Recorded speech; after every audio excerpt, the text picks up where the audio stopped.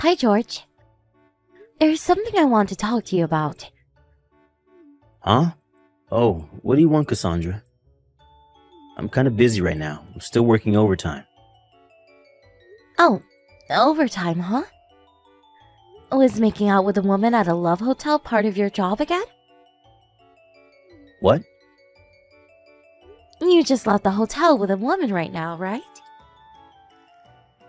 What are you talking about? I'm still at the office. Okay then. Turn around right now.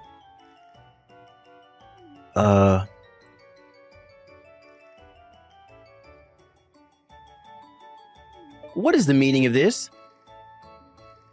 Wow, you're pretty fast when you run away. What's going on? What did you do? You didn't tell me that you would be there when I turned around. How did you know I was here? I followed you here. And why would I tell you? That would have ruined the whole purpose. You followed me? This is called stalking, you know. Well, the goal was to find out if you're cheating on me or not. What do you mean cheating? I was only going over stuff from work with Jennifer. You were talking about work. At a love hotel? Come on, I'm not that dumb. Yes, I was. There's nothing strange or suspicious about it. I was trying out a new method of marketing, you see. There's no such method of marketing. It's a marketing method I came up with. Huh? You know how I'm going to inherit my father's company, right? I thought that we should incorporate such new methods of marketing into the company, you know? You must be an idiot to think I would believe what you're saying. What? Did you create a report on the effects and results of making out with a woman who's not your fiancé at a love hotel? Using the company's products or something? Doesn't your father's company make appliances for office work? Did you tell your father, the CEO of the company, and your mother, the head of research and development, about this new marketing method of yours? Shit. Trying to make any excuses is just going to make you look pathetic, you know? Fuck. Fine, I admit it. I prefer Jennifer over you. You mean the woman you were with just now, right? Isn't she a new employee? Yep. Now's the perfect timing, so I'll tell you. I found a woman that's better than you, so let's get divorced. I was only going to marry you in the first place because my parents recommended you to me. I was never that enthusiastic about it. Jennifer was the one who noticed how I was suffering and made me feel better. This isn't just me cheating on you. This is true love. Let's get divorced. Actually, no. I'm canceling the marriage right now. As of this moment, we're no longer together. What? Are you sure this is what you want? Yep. My body and my soul both now belong to Jennifer. Ah, I see. Thanks for breaking up with me. What? What do you mean, thanks? Yep, I was worried a bit as to what to do if you refused to cancel the marriage. What? Why would I refuse to cancel the marriage? Anyways, I'm glad you were so enthusiastic at canceling our marriage. I've already done a lot of preparation and am planning on hiring a lawyer to take care of things. What? A lawyer? We were engaged after all, which means that to cancel the engagement, there's a lot of stuff we need to do. You know this, right? As soon as everything's ready, I'll contact you about the alimony for the marriage cancellation and about the cancellation fees for the wedding venue. There are a lot of things that need to be done, so I'm going to need to ask you for your cooperation. We need to talk about the business consequences that will come out of a marriage cancellation as well. What? What do you mean business consequences? Don't we just break up and that's it? Why does it seem like this is going to be a huge hassle?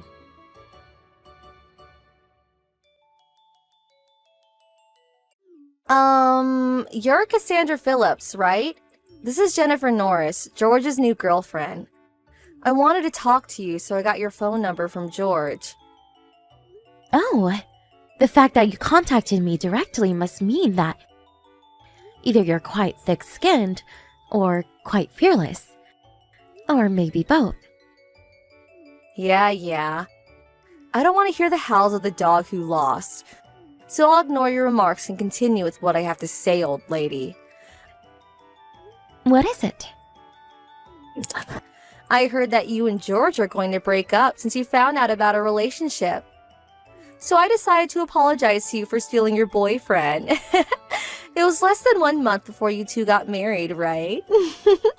I'm so evil. Yes, we are going to break up. I'm going to be asking an alimony from you too, by the way. What? What do you mean an alimony? Is this too the barks of the dog who lost? Didn't I just apologize to you for stealing your boyfriend? I apologize, so that's the end of this conversation. You already agreed to breaking up with George, so everything's been solved and we can all happily go our own ways. Yes, I hired a lawyer to take care of things, specifically to make sure that we can all go happily on our own ways once the marriage cancellation has been made officially. Huh? You hired a lawyer? Why did you go out of your way to do such a thing? Oh, I understand. You're trying to make this a big deal just so you can bother me and George, right? You're such a jealous woman. Even I feel a bit embarrassed. Jennifer? Me and George weren't just boyfriend and girlfriend, but we were also engaged to each other. So what if you're engaged to each other? Can you not act all arrogant just because you were a little bit more than a girlfriend to him? It's not as if you were married to him at the time. And besides, love is free. Marriage cancellation is enough reason to ask for an alimony. What? Also, I've already talked to your parents about this situation. What? My parents?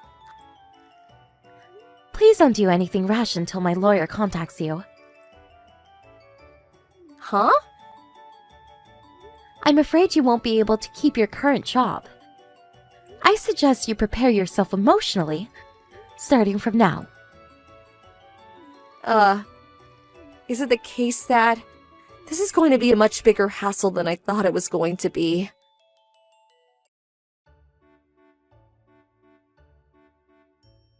Hey, Cassandra! My dad just told me that he's going to make one of the senior managing directors the next CEO, not me. Did you have anything to do with this? Not only that, but he's locating me to a small branch company based in some rural area. What did you do? It's not that I did something, but that your father was forced to make these decisions because of what you did, no? What? To be honest, I was skeptical about the idea of someone who cheats on their fiancé when there's less than a month until the marriage being the next CEO. Did you not think about what the other employees would think of such a man was let off without any sort of punishment? Isn't that why your father did what he did? He made these decisions as the CEO of the company. You should be glad he didn't fire you. Huh? Marriage and love are private matters. It shouldn't have anything to do with work. There's no reason I should be receiving this sort of treatment. Aren't you forgetting something extremely important? What am I forgetting? That my grandfather is the largest owner of your father's company stocks. What? Seriously? Did you really forget about it? I never even knew. If I had known, I would never have cheated on you. I at least remember that it came up during conversation when your parents introduced me to you. You've got to be kidding me. That's not why what you did was the problem, though. Ugh, I give up.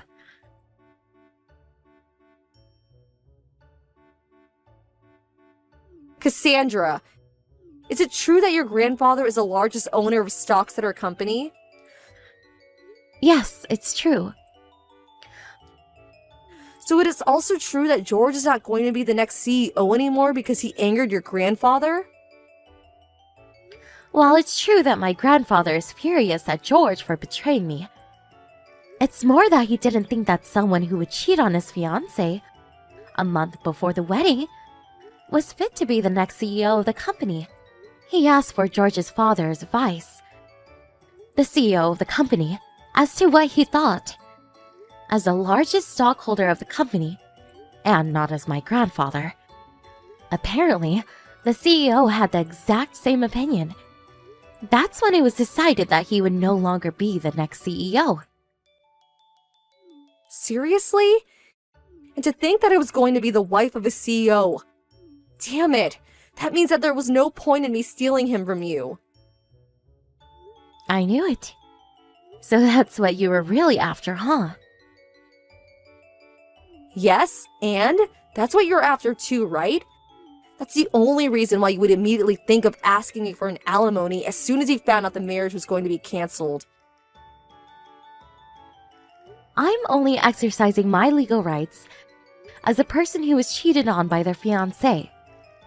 Besides, I already earn enough money for myself that I don't really care whether my husband is a CEO or not.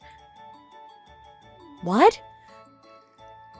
I'm not going to tell you about my job, because I don't want you two doing anything that might harm my business.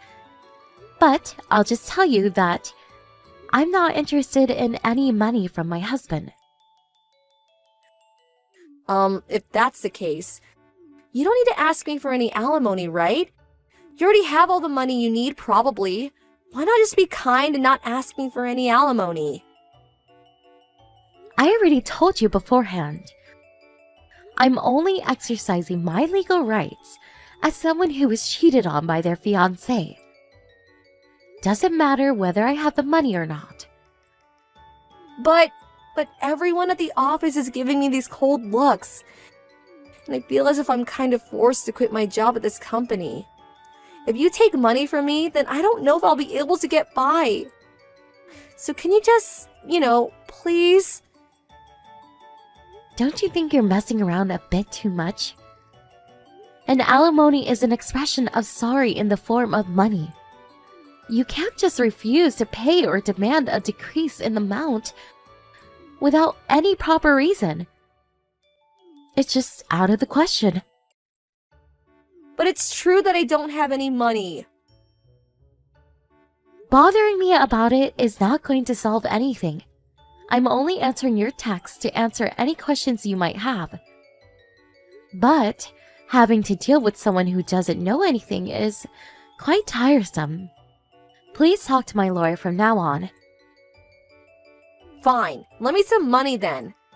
Then I'll pay your alimony. Are you telling me that you're going to borrow money from the person you're supposed to pay an alimony to and use that very same money to pay the alimony? Huh? Wait, what? It seems that you're so disoriented that you can't even think straight anymore. What? That's not what I meant. Wait! I think it would be better if you talked to my lawyer. Not me. Goodbye then. Hold on! I thought that I would become a celebrity after I became the wife of a CEO, which is why I used up all of my savings. I seriously don't even have any more money. Cassandra, please, do something about it.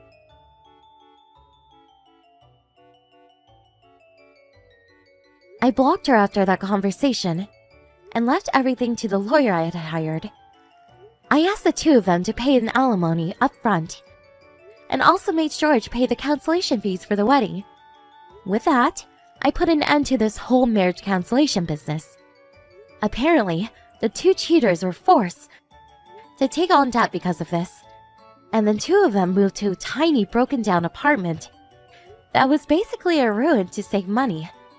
But their love, either it was never there or it went cold. As soon as they see each other's faces, they immediately start insulting each other.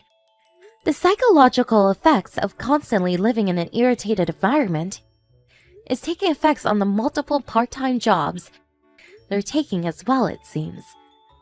They keep on making mistakes, and the two of them were eventually fired. They no longer had no means to make a living anymore in their hometown, and left for someplace else. What happened to them after that? I don't know.